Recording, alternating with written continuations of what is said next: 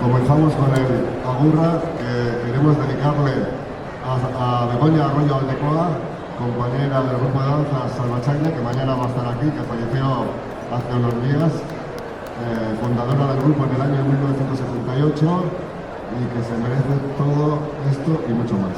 Es que Begoña Arroyo.